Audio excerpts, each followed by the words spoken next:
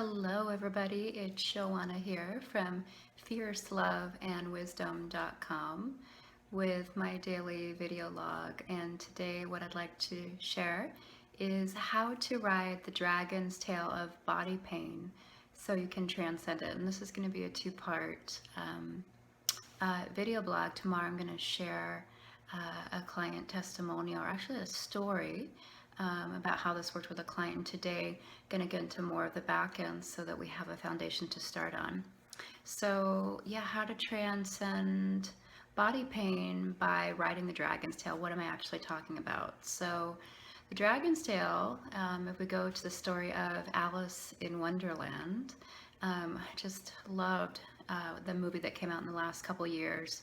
And in particular, the scene at the very end where Alice is dealing with the dragon, such a great metaphor for all of us as we work with all of our shadows and all of our, different parts and pieces and do that dance. And I kept watching that scene and watching how through the way that she interacted with the dragon, and if you haven't seen this, you should really go see it maybe even before I share about this piece.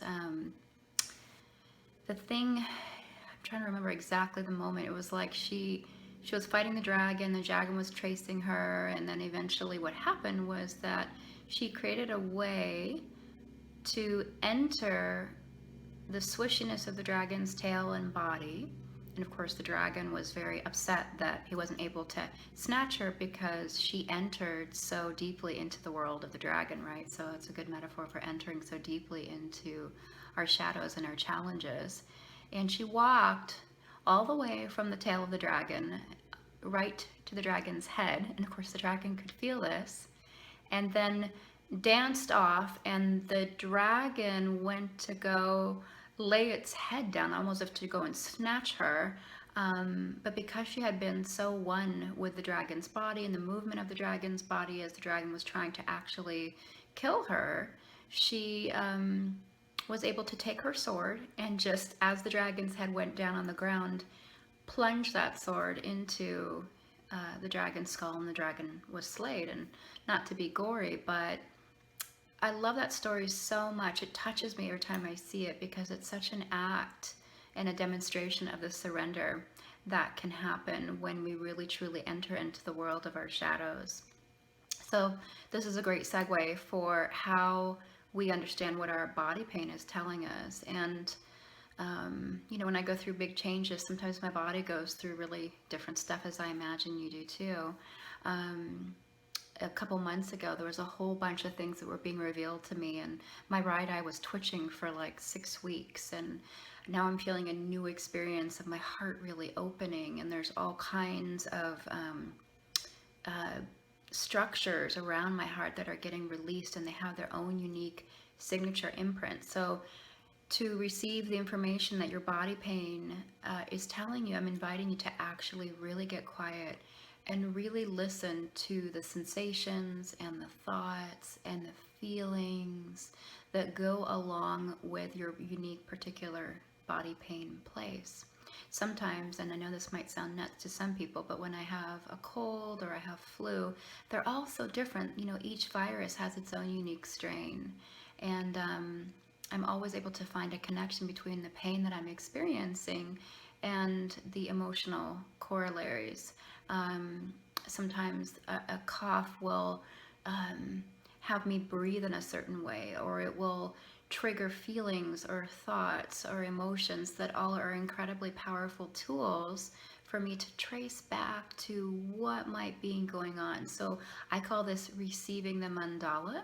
Receiving the mandala, the feelings, the thoughts, the sensations, and the intuitions, especially when you're just, laid on your back, when you're not feeling well, you have a lot of time to kind of reflect and be quiet and tune in. So I really trust that is what the universe is giving us an opportunity to do, and to really see why you're in there, what is wanting to happen, and to follow the movement and really try and become almost one with it.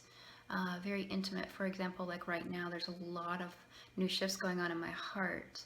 And so there's a lot of old structures that are getting released and dissolved.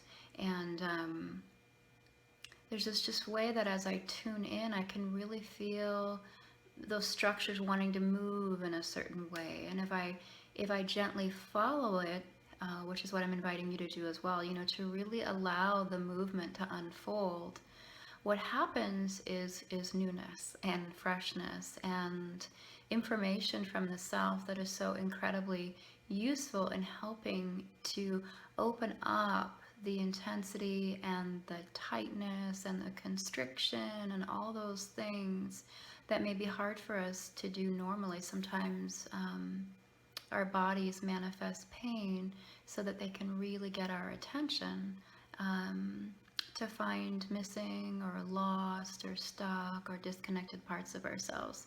So it's your job to really create an environment for yourself where you can really start to listen to it, get a sense of what that mandala is, see what's wanting to happen, and then really allow it to happen, really allow the vibration of the movement to happen that's associated with body stuff. And then just really seeing after that, like, how do you really feel?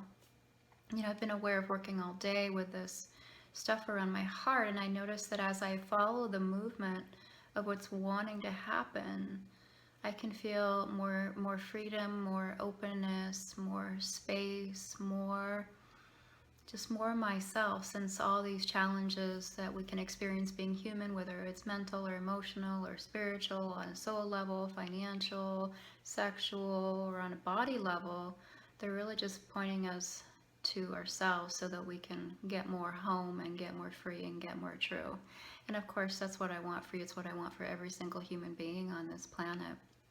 So I noticed that over time, to repeatedly be practicing this, it's amazing because it literally creates a new mandala of care and support and inquiry and intervention in a place that maybe hasn't had a lot of that.